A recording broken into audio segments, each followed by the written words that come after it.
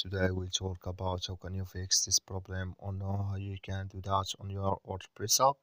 So you just follow these ways, then it's going to work with you. All you have to do in first, you just go down, click here on settings down here, just click on it.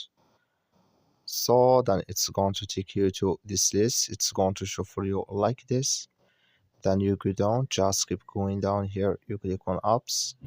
You come to apps list and here you're looking for WordPress app.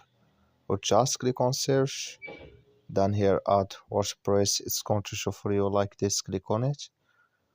So then you come to next step here, click on for stop, you click on OK, then you go down, just click on storage, come to storage list here, just click on clear cache. Then all you have to do, you just restart your phone and start it again, then it's going to work with you. That's all you have to do. That's all. Thank you for watching. Don't forget to support us by liking and subscribe.